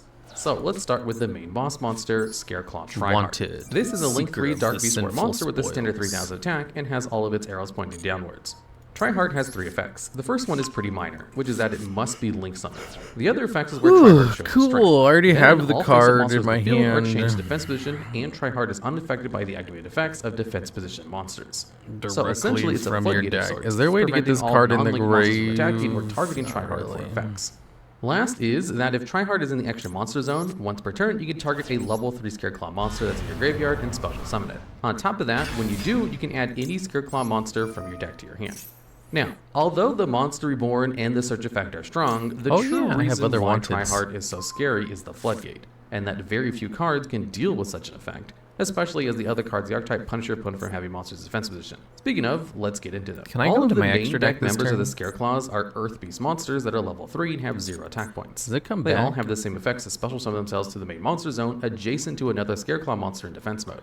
Yeah, Then each of the main whatever. deck monsters have effects that affect monsters in defense position, like Scareclaw Arco, who lets your Scareclaw monsters in the extra monster zone gain 300 attack for every defense position monster that you control. So with the full field, Tryhard gains 1500 attack points, bringing him to 4500 attack, which is nothing to scoff at. However, on most occasions, you'll just have the 3 main deck Scareclaw monsters, meaning Tryhard will be at 3900 attack Did you see points. that hit But movement this in the is just tip of animation? the I iceberg. did not. I'll Scareclaw be sure to alone look gives for it piercing next damage time. to your Scareclaw monsters that's in the extra monster zone. So on top of the attack boost that Arco provides, the good Scareclaw boy dismantles any defensive monsters that are in Tryhard's way. The only thing that could complete the trifecta and allows the massive damage to be output is if the Tryhard could attack multiple times. Scareclaw Astra is the last main deck monster and is the OTK enabler for the archetype. As on top of the archetypal effect, he allows your Scareclaw monsters in the extra monster zone to attack a number of times equal to the number of Scareclaw monsters you control with different names. With all 3 main deck monsters easily able to special themselves from the hand, 3 attacks with 3900 damage and piercing damage, and unaffected by all non-link monster effects is nothing to scoff at. Unless you run battle traps, which few decks do in the current meta, then you'll have an issue getting rid of Tryhard. It's also worth noting that each of the Scareclaw main deck monsters are based on real fears. Their names alone aren't reason enough, but combined with the artwork and lore, the pieces start falling into place. Scareclaw Arco is based off of Arcophobia, or the fear of heights. This is represented through Arco being the only Scareclaw beast to have wings. Astra is based off of Astrophobia, which is the fear of thunder and lightning, which is seen on Astra with the 2 thunder orbs that are on its back and tail. Not to mention the various surges of lightning coming from the orbs. Last is Balone, who represents Ballonophobia, which is the fear of sharp objects like needles. which is the most common example of the phobia. And we see this, like the other Scareclaw monsters, where needles are mounted on Ballone's back. The last main deck monster of the Scareclaws is Scareclaw Rykard, and is the leader of the Scareclaws. This level 4 Dark Warrior monster has 1500 attack and 2100 defense. And like the other Scareclaw main deck monsters, Rykard can special summon itself to a monster zone adjacent to another Scareclaw monster that you control. Then, on normal or special summon, you can add any Scareclaw spell or trap card from your deck to your hand. There On we top go. of that, if there are 3 or more defensive monsters in the field, so either yours or your opponent's, you can draw a card too. There are 3 main options for which Scareclaw spell or trap card to add to your hand with this effect. There's Scareclaw Arrival, which is essentially an archetypal monster reborn and can banish itself to protect a Scareclaw link monster from being destroyed. There's Scareclaw I have the wrong Straddle, which is a Ash. quick play that lets you either have your Scareclaw or Visa Starfrost gain attack or defense equal to a monster your opponent controls, or an Omni Negate for anything that targets either your Visa or Scareclaw monsters.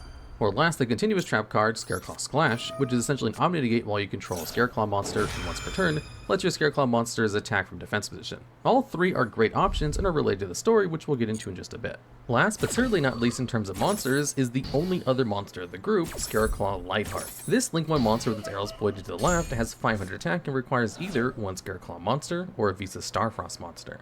This chibi version of Rykard is the combo starter and one of the best cards for the archetype. If Lightheart is link summoned to the extra monster zone, you can add 1 primitive planet Ryphobia from your deck to your hand. Then, if you control a Visa Starfrost, you can special summon Lightheart from your graveyard. Despite how simple the effect sounds, Lightheart is a 1-card combo. The last big piece of the Scareclaw archetype is the field spell, Primitive Planet Ryphobia. Not only is this where our story starts, but it's a key piece of the Scareclaw archetype. When activated, you can add 1 Scareclaw monster or Visa Starfrost. Oh, thank from your God they deck to didn't your change hand. anything to Then, that. monsters your opponent controls lose 100 attack and defense for each defensive monster on the field. And lastly, if 3 or more defense position monsters are on the field, you can target 1 card your opponent controls and destroy it. And all of these effects are on a once per turn. Regardless, the archetypal field spell is the true icing on top for the archetype, and puts Scareclaw as a strong but simple archetype. There are also a couple of important spells and traps of the archetype that both highlight the lore and some powerful effects. Starting with the trap card, Scareclaw Alternative, which lets you tribute 3 Scareclaw monsters to force your opponent to special summon monsters in defense position. On top of that, you can banish Alternative from your graveyard for some nice burn damage to your opponent, dealing 100 damage per defensive monster on the field. Which pairs well with Tryhard as he forces all monsters except Link monsters into defense position, so the only out being Link monsters, your opponent can't even summon them. Scareclaw Defanging is a continuous spell card that prevents your opponent from targeting or destroying Scareclaw or Visa's Starfrost with card effects. Also, you can banish any monster destroyed by battle with your Scareclaw and Link monsters. And last, you can banish a Scareclaw and Link monster from your field or graveyard to destroy one card your opponent controls. In terms of lore, the basics of the Scareclaws are as such. On the primitive planet Reichphobia, also known as the Fourth Broken World, What happened to your chest pains? They're all better now. Reichardt rules over his subjects as the true Beastmaster of the Scareclaw Beasts. Defying his aesthetic and overall intimidating demeanor, Reichardt is a pretty good ruler, and is pretty compassionate towards his beasts. The planet that Reichardt rules is based off of social Darwinism, meaning the strongest survives and is the king of the beasts, so to speak. Day in and day out, Reichardt trains his beasts for the inevitable threat that is coming their way, the Kashtiras. Next up, there are the Tearlaments, our favorite mill-deck, fusion-based Aqua-type monsters. The group lives on the primeval planet Palorino, or the First Broken World under the tyrannical rule of Rhinoheart, who uses his 3-pronged whip to not only assert his dominance, but to also brainwash his fellow Tearlaments to make sure they're subservient. Rhinoheart, as previously mentioned, is the head honcho of the Tearlaments, and like Reichardt, wasn't a beast type with his Scareclaws, but rather a warrior-type monster. Rhinoheart is the same type. Tearlaments Rhinoheart is a level 4 water warrior monster with 1500 attack and 2100 defense. Its effect reads that when it's normal or special summoned, you can send one Tearlament monster from your deck to the graveyard. Then if Rhinoheart is sent to the graveyard by a card effect, you can special summon it and send a card from your hand to the graveyard. Next up are Tearlaments Havness, Merrily, and Shyren. These 3 dark aqua monsters are the remaining main deck monsters of the Tearlaments. Each have the archetypal effects that if they're sent to the graveyard by a card effect, you can fusion summon using materials from your hand, field, or graveyard, and place them on the bottom of your deck. In terms of specific effects, each of the main deck monsters' effects on top of their archetypal effect mills cards. Tearlaments Shyren can special summon itself from the hand and mill 3 cards. Tearlaments Merrily just mills 3 on summon, and Havness special summon itself when your opponent activates a monster effect and mills 3 cards from the top of your deck. And lastly, at least in terms of monsters for the Tearlaments, are the extra deck monsters, of which there are 3 total. Starting with Tearlaments Kitkalos, a level 5 dark aqua monster that requires 1 Tearlament and 1 aqua monster to fusion summon. With a stat line of 2300 attack and 20 defense, to do this first. you might not expect much. However, its effect is what truly makes Kitkalos such a threat, even to the point that it is currently in the forbidden list of the TCG. Its effect is that on its special summon, you can add a Tearlament card from your deck to either your hand or send it to the graveyard. Keep in mind this effect can proc the Tearlament's fusion cards. Also, once per turn, you can target 1 monster you control, then special summon a Tearlament's monster from your hand or graveyard, and then send the target monster to the graveyard. And lastly, if Kitkalos is sent to the graveyard by a card effect, you can mill the top 5 cards of your deck. So suffice to say, Kitkalos is a phenomenal extender of the archetype. But what makes it such a threat is that Kitkalos evolves once more into the level 8 Rukalos. With a typical boss monster stat line of 3000 attack and 2500 defense, you'd be surprised to know this isn't the real boss monster of the archetype, but we'll get into that in just a second. Rukalos needs to be fusion summoned by using Tearlament Kitkalos and any other Tearlament monster. While in the field, other aqua monsters you control can't be destroyed by battle. Additionally, once per turn, at the cost of sending a Tearlament's card from your hand or field to the... This engine actually works pretty good with Labyrinth. Whoa, so much advantage. Okay.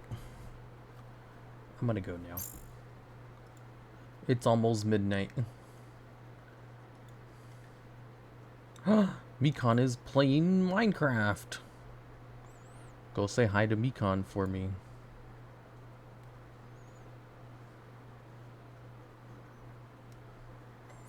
I was able to play Yu-Gi-Oh! Without